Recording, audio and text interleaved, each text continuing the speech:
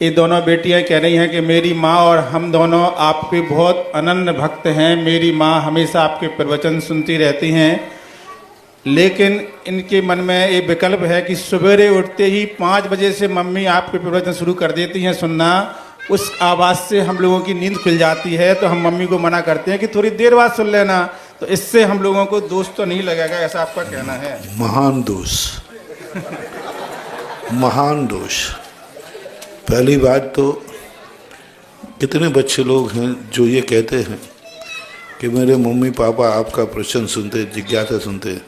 हम कभी ये बात सुनकर खुश नहीं होते। हम खुश जब होते हैं जब तुम स्वयं करो कि मैं सुनकर के बहुत खुश होता। माँ बाप को नहीं सुधारना है रे छोकरो, वे तो सुधराए हैं, तुम्हें सुधारना है। तो माँ बाप प्रवचन सुन रहे हैं तो इतने खुश मत हो। खुश उस दिन होना जिस दिन तुम खुद स्वयं सुनने लग जाओगे। और रही बात माँ बाप की स्तुति आदि पाठ करने से, तो अभाग्य मानो कि तुम कुंभकर्णों जैसे लोगों को तुम्हारी माँ धर्म की आवाज़ सुना रही है, और नींद में भी और उठते ही। पहले राजा लोग ऐसे धार्मिक मंगलाचार के लिए लगाते थे लोगों को कि तुम इतने बजे, चाहे मैं कितने बजे सोया हूँ, उनका टाइम फिक्स था।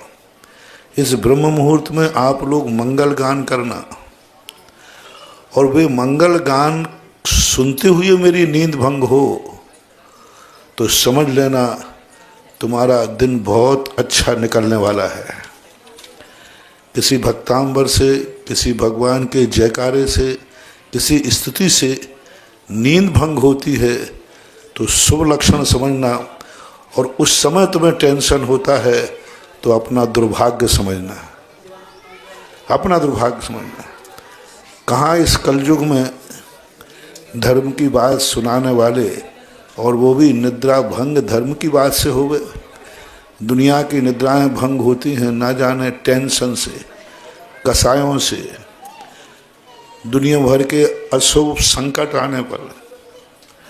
किन किन कारणों से निद्राएं भंग होती हैं।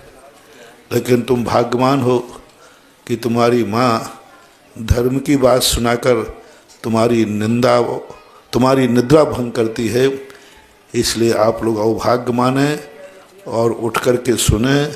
यदि आपको ऐसा रोकने का भाव आ रहा है, नियम से समझना, आपको ऐसी निद्रा आएगी कि गाड़ी चलाते चलाते नींद शुरू हो जाएगी।